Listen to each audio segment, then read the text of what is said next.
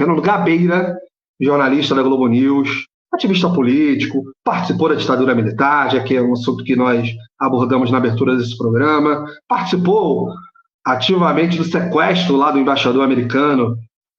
Foi na década de 70, não, na década de 60 ainda, né, Vinícius? Foi no final da década de 60. Não lembro com precisão.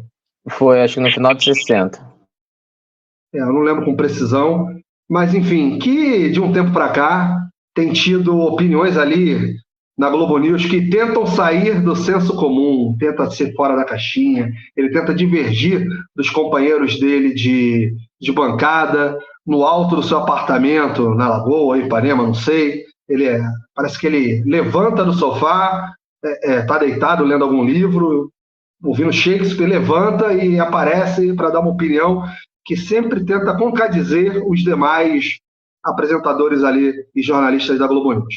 E aí, o assunto era a possível fugida do Bolsonaro para a embaixada da Hungria para não ser pego em uma eventual busca por ele para poder ser preso ali de maneira preventiva logo após ele ter o passaporte retido pelo Supremo Tribunal Federal, na figura do Alexandre de Moraes, o nosso Xandão. O Gabeira quis defender a possibilidade, sim, de um cidadão brasileiro, em caso de não querer ser preso porque acredita na sua própria inocência, em pedir asilo político, sim. Olha que absurdo, cara. O Gabeira defendeu a possibilidade legítima do Bolsonaro ter ido pedir asilo em território estrangeiro e solo nacional, que essa nomenclatura de território estrangeiro é muito difundida aí, mas não necessariamente seja isso. Mas seja que for, nenhuma autoridade brasileira poderia adentrar aquele território, né? Porque há sanções ali perante a ONU, os tratados, enfim. Cara, por onde a gente começa, né, Vinícius? Essa cretinice argumentativa do Gabeira, quase que trabalhando ali como advogado do Jair Bolsonaro para defender o indefensável. Como é que você vai corroborar com essa ideia, caso ela seja verdade, de que o Bolsonaro não queria ser preso e para tanto, já que ele não pode fugir do país, e ele não queria tentar de maneira terrestre ou na surdina, passando ali pela Ponte da Amizade, dentro de um caminhão cheio de aves de rapina, escondido, segurando numa mão um 38 e na outra o furico, passar despercebido ali, adentrando o Paraguai. Cara, Gabeira, sério, cara, me ajuda a te ajudar, bicho. Eu queria ouvir esse tipo de comentário na Jovem Clã, eu queria ver esse comentário em qualquer live de patriotário, golpista, mas em rede nacional, ali na TV por assinatura, na Globo News, cara, que isso, bicho? Que isso? Você está querendo dizer que o Bolsonaro é um preso político, um possível preso político, e ele tinha essa liberdade de se defender fugindo? Pô, cara, não dá para entender, bicho. Fala aí, Vinícius. Me ajuda a tentar entender.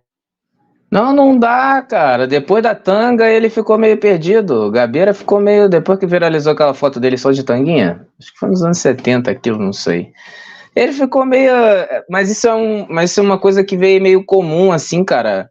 Muita gente, e é muito curioso isso, algumas pessoas que lutaram na ditadura, enfim, que eram de um grupo, talvez, de uma classe média, média alta, acabaram, após a ditadura, se movimentando para um lado mais direita, centro-direita, e o Gabeira, eu acho que é um desses casos, assim, como foi o José Serra. O José Serra também foi militante da luta de guerrilha e tal, enfim, participou de alguns casos e tal, ele era estudante nos anos 60, universitário, então ele participou, e depois foi um cara que migrou, né, assim como o Fernando Henrique não chegou a lutar, né, mas era um cara que tinha ali, o Fernando Henrique era um dos sociólogos que tinha uma visão não necessariamente marxista, mas é um dos caras que trabalhou junto com o Florestan Fernandes para poder fazer uma pesquisa sobre a questão do racismo no Brasil, e que ajudou a desconstruir essa ideia que a gente tinha da democracia racial, que era uma ideia que tinha sido construída lá nos anos 30 com Gilberto Freire. Então, pós-ditadura, a gente tem um movimento curioso, que talvez seja uma identificação de classe, assim, ou talvez desilusão com relação à luta armada ou à luta contra a ditadura, enfim, essa expectativa de uma revolução, que uma parte de um grupo vai se movimentar mais à direita, né? E é muito curioso isso. E o Gabeira, ele tem um pouco, acho que ele ficou meio perdido no pós-ditadura, com algumas opiniões assim, né? Alguns posicionamentos, e com um cara que à época estava ali para combater um posicionamento anti-ditadura, hoje se posiciona a favor de um cara que era pró-ditadura, pedir asilo político, né, como se estivesse sendo perseguido no Brasil. E aí acaba reforçando, né, essa ideia bolsonarista, né, de anistia, de que é perseguição, de que os processos estão correndo por arbitrariedade do Supremo Tribunal Federal e muito na pessoa do Alexandre de Moraes, o que é total loucura, né, que a gente está vivendo aqui. Então, Gabeira está meio perdido. Está totalmente sinceramente, não tem como nem entender o que ele quer dizer, que o cidadão possa...